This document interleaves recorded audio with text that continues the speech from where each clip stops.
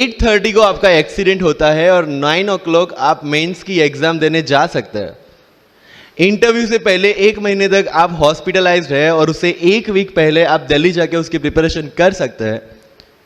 तो luck has to come with you, उसको आना पड़ेगा और आपको आईपीएस बनाना पड़ेगा। कि मैं एग्जाम के लिए निकला, मेंस मेरा था, सुबह GS3 का पेपर था।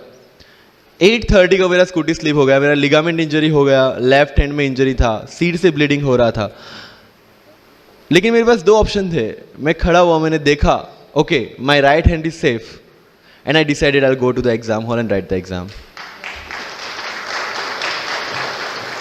मेरे पास 2 ही ऑप्शन थे, या तो मैं वहां से उठ के रोने लगूं, यार मेरे साथ ही ऐसा क्यों हुआ, मेरा एक्सीडेंट हो गया, मेरा मेंस खराब हो गया, और हॉस्पिटल जाओ। या दूसरा ऑप्शन था कि मैं देखूं कि मैं 3 घंटे और सर्वाइव कर सकता हूं। हाँ कर सकता हूं। मैं मेंस के लिए एग्जाम हॉल में गया। ये जितने भी फोटोग्राफ्स लगे हैं, सर ने जैसे बताया कि जितने भी इंसान सक्सेसफुल हुए, अगर आप उसकी लाइफ स्टोरी देखेंगे तो कहीं ना कहीं एक मोमेंट आता है जहां पे वो इंसान की जो स्ट्रगल है वो पीक पे हो जाते हैं। वो इस मोमेंट पे आपको डिसाइड करना है कि आपको वहां से यू टर्न लेना है या आपको वहां से आगे निकलना है। इन सब लोगों ने डिसाइड किया कि उनको वहां से आगे निकलना है, एंड दैट इज द फंडा ऑफ लाइफ। सक्सेस उन्हीं को मिलता है जो इस स्ट्रगल वाले मोमेंट से आगे निकलने की सोचता है। जब भी आपको लगे कि आपके सिर पे बहुत मुसीबत है, जब भी आपको लगे कि आप हर तरह से गिर चुके हैं, जब भी आपको लगे कि आपके पास कोई ऑप्शन नहीं है, तब एक चीज आप अपने दिमाग में लाइएगा कि यही मोमेंट है जहां से आपकी तकदीर बदलने वाली है।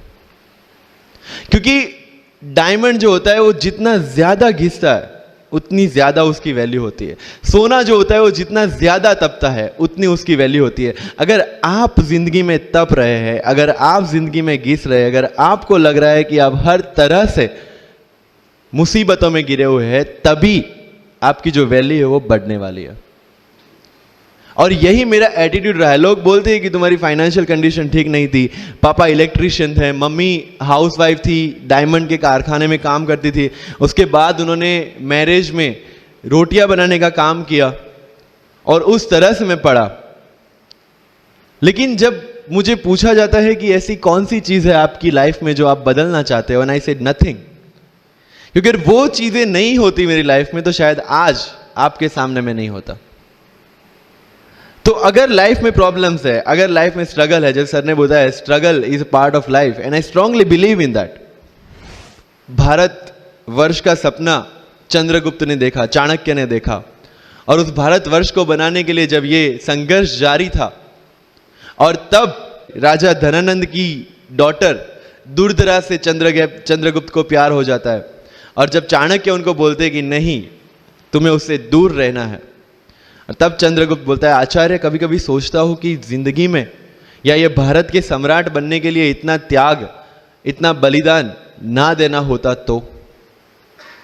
और तब चाणक्य रिप्लाई करते हैं तो हर कोई भारत का सम्राट होता। This is the fundamental rule of life. अगर आईएएस बनने के लिए, आईपीएस बनने के लिए सैक्रिफाइस करना नहीं पड़ेगा, अगर उसके लिए आपको त्याग नहीं करना पड़ेगा, तो आज पूरे इंडिया में हर घर में आपको आईएएस आईपीएस मिल जाएंगे। मुझे एग्जैक्ट डेट याद है, 23 मार्च को मेरा इंटरव्यू था। 20 फरवरी को मुझे हॉस्पिटल में एडमिट किया गया क्योंकि मुझे इन्फेक्शन हो गया था बॉडी में, एंड बहुत हाई फीवर था, तो आईवी के अलावा कोई ऑप्शन नहीं था। 1 मार्च को ठीक होके मैंने सोचा चलो दिल्ली निकलते हैं। 2 मार्च को मैं दिल्ली पहुंचा।